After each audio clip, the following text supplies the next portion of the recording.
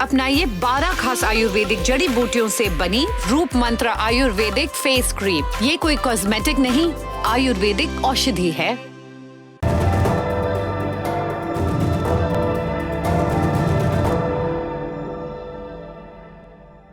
आज आपको कुछ मूर्खताओं की कहानी सुनाऊंगा। मूर्खताएं जो धर्म के चलते पैदा हुई, मूर्खताएं जो मनुष्य के स्वस्थ रहने के आड़े आ रही हैं। आपने सुना मैंने क्या कहा? मूर्खताएं जो धर्म के चलते पैदा हुई। पर धर्म कोई पहले से तयशुदा चीज तो नहीं है। कुछ लोग हैं जो धर्म की ठेकेदारी करते हैं, उसकी अपने अपने ढंग से व्याख्याएं करते हैं। मेरा तात्पर्य उनकी मूर्खताओं से था। इन सब का कोरोना से क्या संबंध है? कोरोना की दवाई से क्या संबंध है? और कैसे इन बेवकूफियों के चलते दुनिया के सामने खतरा पैदा हो रहा है? आज इन सब के बारे में विस्तार से बात करेंगे। नमस्ते, मेरा नाम सौरभ द्विवेदी है। मैंने अपनी अलमारी से अपना सूट निकाल लिया है, और इससे पहले कि आप कहें कि ये सूट नहीं ब्लेजर है, हमको भी पता है सूट बोलने में थोड़ा अच्छा लगता है। और आप देख रहे हैं लल्लन टॉप का इंटरनेशनल न्यूज बुलेटिन दुनियादारी। कोरोना, पैंडेमिक और लॉकडाउन, हमारा अस्तित्व इन्हीं शब्दों के इर्द गिर्द इस बरस घूमा। कोविड के चलते दुनिया में 17 लाख से ज्यादा लोग मारे जा चुके हैं, 8 करोड़ संक्रमित हो चुके हैं। इस वैश्विक बर्बादी को रोकने के लिए हम सब की इंद्रियां एक ही शब्द जप रही हैं, वैक्सीन। पर हमारे बीच कई ऐसे लोग हैं जिन्हें वैक्सीन नहीं चाहिए। इन्हें लगता है कि वैक्सीन लगवाना पाप है। कुछ को वैक्सीन में इस्तेमाल किए गए प्रोडक्ट्स पर धार्मिक आपत्ति है। कुछ ऐसे हैं जिनको बीमारी ईश्वर की देन लगती है, और कई ऐसे जिन्हें वैक्सीन में साजिश नजर आती है। इन लोगों के चलते कोरोना के खिलाफ चल रही ग्लोबल फाइट के प्रभावित होने का अंदेशा है। इसलिए कई सरकारें धार्मिक संगठनों को भरोसे में लेने की कोशिश कर रही हैं। ये सब आपको विस्तार से बताएंगे, पर सबसे पहले एक पुराना किस्सा सुनाएंगे। बात सितंबर 1798 की है। इस साल ब्रिटेन में 75 पन्नों की एक किताब छपी जिसका नाम था एन इंक्वायरी इनटू काउपॉक्स। इसे लिखा था एडवर्ड जेनर नाम के एक अंग्रेज डॉक्टर ने। यह किताब मेडिकल इतिहास की सबसे महान उपलब्धियों में गिनी जाती है। इसकी वजह, इसमें एडवर्ड ने एक कुख्यात बीमारी से बचाव का तरीका बताया था। यह बीमारी थी चेचक। एडवर्ड ने बताया कि अगर इंसान गायों में होने वाले काउपॉक्स से, खुरों की एक बीमारी, खुद को संक्रमित कर ले, उसके विषाणुओं से इन्फेक्ट हो जाए, तो वो चेचक से बच सकता है। एडवर्ड की बताई इसी राह से दुनिया को मिला चेचक का टीका। यह दुनिया का पहला टीका था। इसका फॉर्मूला गाय को होने वाली बीमारी से जुड़ा था। लैटिन भाषा में गाय को कहते हैं वाक्का। वाक्का को होने वाली काउपॉक्स बीमारी कहलाई वैक्सीनिया, और उससे कुछ चीजें लेके और फिर इम्यूनिटी पैदा करने का जो इंजेक्शन बना लगाया गया उसको कहा गया वैक्सीनेशन, और उसी से वैक्सीन नाम आया कि जो वैक्सीनेशन के लिए लगाई जाए वो वैक्सीन। तो ये तो वैक्सीन की कहानी हो गई जो एडवर्ड ने दुनिया को एक तोहफे के रूप में दी। करीब 10,000 ईसा पूर्व से तबाही मचा रहा था स्मॉल पॉक्स, और एडवर्ड ने उसको हरा दिया। और ये बीमारी कितनी जानलेवा थी, आपने बरस का दरमियान तो सुन लिया। यूं समझिए कि 18वीं सदी के यूरोप में हर साल तकरीबन 4 लाख लोग इस संक्रमण के चलते मर जाते थे, और जो बचते थे उनमें से 1/3 अंधे हो जाते थे या फिर उनका चेहरा बिगड़ जाता था। ये सब सुन के लग रहा होगा कि जनता ने एडवर्ड को पलकों पर बिठा लिया होगा। ऐसा नहीं हुआ। साल 1858 में प्रिंस एल्बर्ट ने एडवर्ड को सम्मानित करने के लिए लंदन के ट्रफेलगर स्क्वायर पर उनकी एक मूर्ति लगवाई, लेकिन इस पर इतना हंगामा हुआ कि 2 बरस बाद मूर्ति हटानी पड़ी। इस हंगामे के पीछे था चर्च। उसके मुताबिक चेचक ईश्वर की देन था। ये जीवन और मृत्यु तय करने, इंसानों को उनके किए पाप की सजा देने का ईश्वरीय तरीका था। इसे किसी टीके से रोकना ईश्वर की मर्जी को पलटने की कोशिश मानी गई। चर्च ने कहा कि एडवर्ड ने ईश निंदा की है। और संभ्रांत लोग, ये तो चर्च की बात हो गई, उनको भी दिक्कत थी। संभ्रांतों को क्या दिक्कत थी? उन्हें लगता था कि चेचक ज्यादातर गरीबों को मारता है। अच्छा है, चेचक ना हो तो लोअर क्लास की संख्या बढ़ जाएगी, अपने हक मांगने लगेंगे। टीके से एक आपत्ति यह भी थी कि इसमें एक संक्रमित जानवर का विषाणु यानी कि वायरस इंसान में डाला जाता था। ये आपत्ति रखने वाले इसे इंसानी गरिमा के लिए घृणित मानते थे। उनको लगता था कि टीका लगवाने से खून में जहर फैल जाएगा, इंसान पागल हो जाएगा। कईयों ने इस वैक्सीन को स्कैम भी माना। वैक्सीन का इतना विरोध कि माएं अपने बच्चों को साथ लेकर नदी में कूद जाती थी ताकि बच्चे को टीका न लगवाना पड़े। और तब इंग्लैंड को एक वैक्सीनेशन एक्ट लाना पड़ा जिसके तहत बच्चों को टीका न लगवाने वालों को सजा मिलती। इस कानून के विरोध में इंग्लैंड में खूब दंगे हुए, और जिन लोगों ने दंगा किया या कानून तोड़ा उन्हें पब्लिक ने हीरो माना। ये 200 बरस पुरानी बात है लगभग, लेकिन वैक्सीन के शैतानीकरण की वो मानसिकता आज भी कायम है।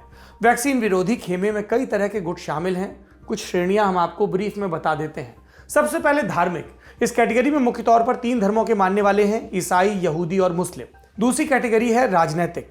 कई शुद्धतावादी दक्षिणपंथी पार्टियां अपने एजेंडे के खिलाफ मानती हैं इसको। तीसरा मनोवैज्ञानिक। इस श्रेणी के लोग वैक्सीन को सरकार और दवा उत्पादक कंपनियों द्वारा तैयार की गई जन विरोधी साजिश मानते हैं। मसलन अमेरिकन ब्लैक कम्युनिटी के कई लोग, उन्हें लगता है कि वैक्सीन के बहाने उन पर कोई खौफनाक प्रयोग किया जा रहा है। अब इस वैक्सीन विरोधी मानसिकता को कोरोना के संदर्भ में समझते हैं और इसके लिए यूरोप की मिसाल उठाते हैं। यूरोप आमतौर पर प्रगतिशील कॉन्टिनेंट माना जाता है। फाइजर और बायोएनटेक की जिस कोरोना वैक्सीन को सबसे पहले अप्रूवल मिला, वो भी यूरोप के बेल्जियम में ही बनी। ये वैक्सीन सुरक्षित है, इसकी पुष्टि के लिए कई टेस्ट हुए। इसके बावजूद यूरोप की एक बड़ी आबादी वैक्सीन पर भरोसा नहीं कर रही। लंदन की एक रिसर्च कंपनी है इप्सोस मोरी। इसके एक हालिया सर्वे के मुताबिक फ्रांस के करीब 46% लोगों ने कहा कि वो कोरोना की वैक्सीन नहीं लेंगे। पोलैंड और हंगरी जैसे देशों में भी 40% से ज्यादा जनता ने यही जवाब दिया। ज्यादातर देशों में यूरोप के इस तरह के वैक्सीन डाउटर्स की बड़ी संख्या है। अब यूरोप से अमेरिका चलते हैं, वहां भी यही हाल है। इन सब देशों में एंटी वैक्सीनेशन कैंप, पब्लिक और पॉलिसी दोनों स्तरों पर काफी मजबूत हैं और इसके चलते अमेरिका और यूरोप की पब्लिक हेल्थ पॉलिसी डैमेज हो रही है। वैक्सीनेशन की दर बरसों बरस गिर रही है और ये सिर्फ कोरोना के संदर्भ में नहीं है, ओवरऑल है।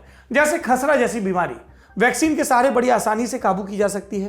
पिछले 2 दशकों के मुकाबले ये अपने सबसे ऊंचे स्तर पर है। साल 2000 में अमेरिका ने कहा खसरा पूरी तरह खत्म, लेकिन वैक्सीन को चल रही कंस्पिरेसी थ्योरीज के चलते इसी अमेरिका में 2019 में खबरें आती हैं मीजल्स यानी कि खसरा के आउटब्रेक की। क्यों? क्योंकि कई लोग हैं जिन्हें वैक्सीन पर भरोसा नहीं था। इटली की बात कर लेते हैं, यूरोप का नमूना लेते हैं। ये अपनी वैक्सीनेशन पॉलिसी के लिए मॉडल देश माना जाता है, लेकिन यहाँ भी टीकाकरण करवाने वाले लोगों की संख्या घाना जैसे गरीब देश से कम हो गई। ये सवाल पूछा जाना चाहिए कि इसका जिक्र आज क्यों? क्योंकि 22 दिसंबर को वेटिकन सिटी की तरफ से एक बयान आया जिसमें वेटिकन ने कोरोना वैक्सीन को हरी झंडी दिखाई। कहा कि कोरोना वैक्सीन अधार्मिक नहीं है, दुनिया भर के कैथोलिक ईसाई बिना डरे ये वैक्सीन लगवा सकते हैं। और वेटिकन के इस बयान का बैकग्राउंड क्या है? ये बैकग्राउंड जुड़ा है वैक्सीन तैयार करने की प्रक्रिया से। खबरों के मुताबिक इस वैक्सीन को विकसित करने के लिए कुछ रिसर्चर्स ने कुछ खास तरह की सेल्स का इस्तेमाल किया। इन सेल्स को दशकों पहले गर्भपात करवाए गए भ्रूणों से निकाला गया। क्योंकि कैथोलिक्स गर्भपात को पाप मानते हैं, ऐसे में वैक्सीन के धार्मिक या अधार्मिक होने का संशय खड़ा हुआ और तब वेटिकन ने इस पर विचार कर फैसला सुनाया। कहा कि वैक्सीन बनाने के लिए तो गर्भपात नहीं करवाया गया, मतलब वैक्सीन और गर्भपात का सीधा कनेक्शन नहीं है, इसलिए वैक्सीन अधार्मिक नहीं है। इसके साथ ही वेटिकन ने धार्मिक चॉइस वाली बात भी घुसेड़ दी। क्या कहा वेटिकन ने? कोरोना की वैक्सीन नैतिक तौर पर स्वीकार्य है, हालांकि वैक्सीन लगवाना ऐच्छिक होना चाहिए। इस महामारी को रोकने का फिलहाल कोई और तरीका नहीं। ऐसे में जनहित के लिए वैक्सीनेशन को रेकमेंड किया जा सकता है। जो वैक्सीन न लगवाना चाहें उन्हें बहुत सावधानी बरतनी चाहिए कि वो इस संक्रमण को आगे फैलाने का जरिया न बने। आप कहेंगे वेटिकन के इस बयान को तवज्जो क्यों मिलनी चाहिए? जवाब है, दुनिया में करोड़ों ईसाई जीने मरने के सवाल में भी धर्म की बात सुनते हैं। उनका स्टैंड, उनकी मर्जी कोरोना से चल रही ग्लोबल फाइट को प्रभावित कर रहा है। ऐसे में वेटिकन का ये बयान मायने रखता है। और ऐसा नहीं है कि सिर्फ ईसाई धर्मावलंबियों को ही वैक्सीन से आपत्ति हो। इस श्रेणी में यहूदी और मुस्लिम भी शामिल हैं। उनकी आपत्ति का आधार सुअर। वैक्सीन विकसित करना दरअसल इकलौती चुनौती नहीं होती है, उसको बनाने की प्रक्रिया में कई चीज़ों का इस्तेमाल होता है। इसमें सुरक्षित स्टोरेज और ट्रांसपोर्टेशन भी ज़रूरी है और इसके लिए ज़रूरत होती है स्टेबलाइज़र की, और इन स्टेबलाइजर्स को बनाने के लिए जेलेटिन का इस्तेमाल किया जाता है। जेलेटिन एक तरह का प्रोटीन है। ये प्रोटीन मिलता है गाय और सुअर जैसे जानवरों की चमड़ी और हड्डियों से। दवा कंपनियां ज़्यादातर सुअर से मिलने वाले जेलेटिन का इस्तेमाल करती हैं। अब यहूदी और मुस्लिम दोनों ही सुअर को धार्मिक तौर पर गंदा समझते हैं। ऐसे में उन्हें वैक्सीन में लगने वाले पोर्क प्रोडक्ट से आपत्ति है। फाइजर और मॉडर्ना, इन दोनों कंपनियों का कहना है कि उन्होंने कोविड-19 की अपनी वैक्सीन में सुअर के उत्पादों का इस्तेमाल नहीं किया, लेकिन वैक्सीन बना रही सभी कंपनियों के साथ ऐसा नहीं है। इसलिए यहूदी और इस्लामिक स्कॉलर्स के बीच इन वैक्सीन के इस्तेमाल पर लंबी चौड़ी बहस चल रही है। कुछ कह रहे हैं कि लंबी चौड़ी रासायनिक प्रक्रिया के बाद सुअर से जेलेटिन तैयार होता है, उसके इस्तेमाल वाली वैक्सीन तो शरीर में इंजेक्ट की जाएगी, सीधे सीधे मुंह के रास्ते तो खिलाया नहीं जाएगा। ऐसे में इनके इस्तेमाल वाली वैक्सीन लेना हराम नहीं है। ऐसे लोगों का यह भी कहना है कि व्यापक हित की सोचकर वैक्सीन लेना अधार्मिक नहीं माना जाना चाहिए। लेकिन एक धड़ा है जो कह रहा है कि पोर्क तो हर हाल में हराम ही रहेगा। इस्लामिक देशों में भी वैक्सीन का यह मसला काफी बड़ा बन गया है। मसलन इंडोनेशिया, वो मुस्लिमों की आबादी वाला सबसे बड़ा देश है। वहां एक संस्था है, इंडोनेशियन उलेमा काउंसिल। ये काउंसिल बताती है कि कोई उत्पाद हलाल है कि हराम। पोर्क जेलेटिन पर इस काउंसिल को काफी समय से आपत्ति रही है। 2018 में इसी आधार पर इस काउंसिल ने मीजल्स और रूबेला वैक्सीन को हराम बताया था।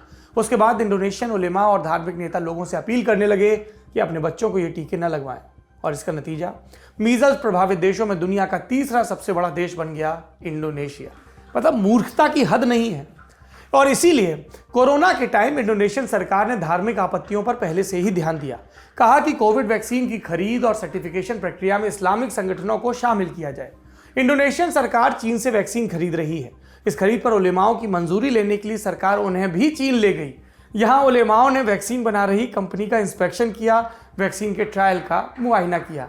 इन उलेमाओं से कह दिया जाता कि जाके खुद ही अपनी वैक्सीन बना लो। खैर, हम सोच रहे थे कि कोरोना वैक्सीन आएगी तो जान छूटेगी, लेकिन यहाँ तो वैक्सीन आने के बाद भी सौदर्द है। आनंद बख्शी साहब ने बिल्कुल सही लिखा था, दुनिया में कितना गम है, मेरा गम कितना कम है।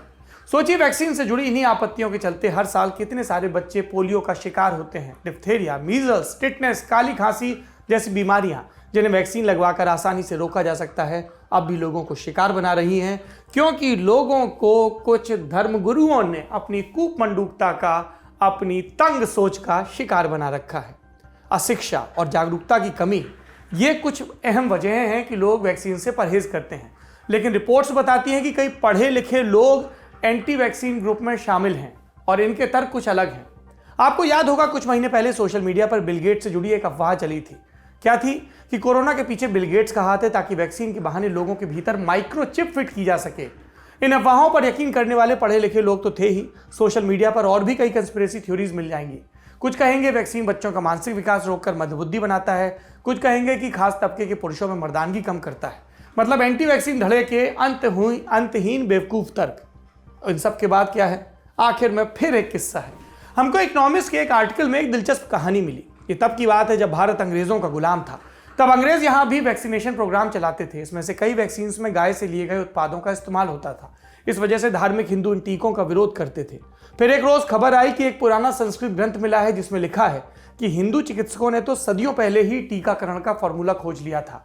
ये प्राचीन भारतीय एंगल निकलने के बाद लोगों के बीच वैक्सीन का विरोध कम हो गया और बाद में पता चला कि वो जो संस्कृत ग्रंथ मिला था वो दरअसल मद्रास के एक होटल में तैयार किया गया था, लिखा किया था, और इसे तैयार किया था ब्रिटिश म्यूजियम के एक संस्कृत एक्सपर्ट ने।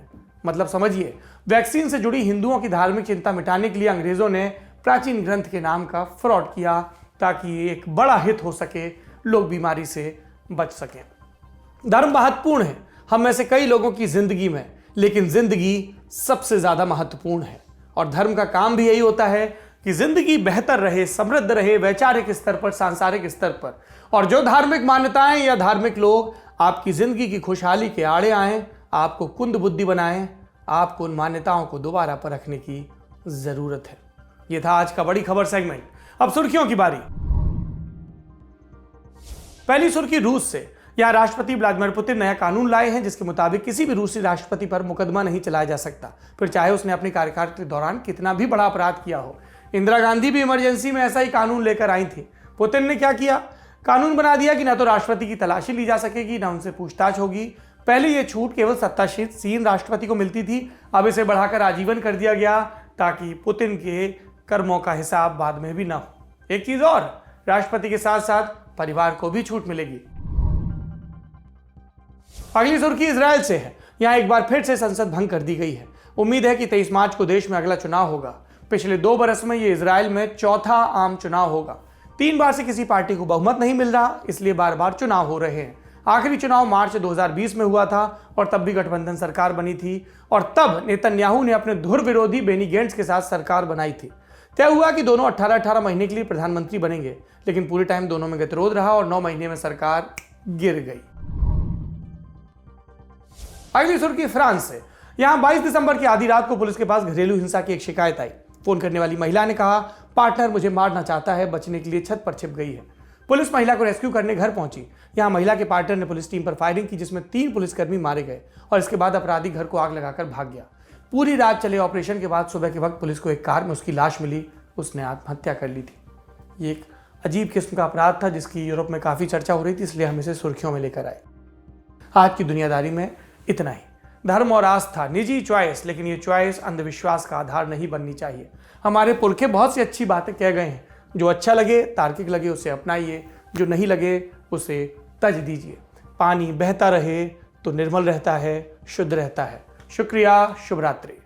कसर रह गई हमारी कोशिशों में, कसक रह गई कि देश जितना बेहतर, जितना महान हो सकता था, हो नहीं पाया। और एक कसम रह गई कि देश का जो कर्ज है उसे थोड़ा बहुत तो उतारना है। भावुकता का लबादा ओढ़कर बोलता तो यूं बोलता, लेकिन बात सीधी है तो सच्चे ढंग से आप तक कही जानी है।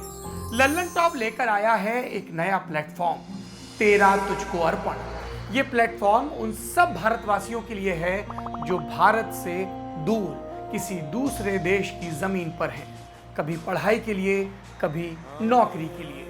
ये उन सब भारतवंशियों के लिए भी है जिनकी पहचान का हिस्सा ये महान देश है, लेकिन कुछ कसर और कसक है। तो आइए कसम खाएं कि देश को बेहतर बनाएं। हमें आपसे चाहिए आपके हिस्से का ज्ञान, जो आप लल्लन टॉप के जरिए अपने देशवासियों के साथ साझा करें। ये मस्ती के पल भी हो सकते हैं जब आप कहीं घूमने जाएं और आपको लगे कि सिर्फ मेरे यार दोस्त और परिवार वाले ही क्यों, पूरा देश जाने इन नायाब चीज़ों के बारे में। ये पॉलिसी से जुड़ा, ज्ञान से जुड़ा कोई मसला हो सकता है। तो आइए और लल्लन टॉप की इस नई पेशकश तेरा तुझको अर्पण का हिस्सा बनिए।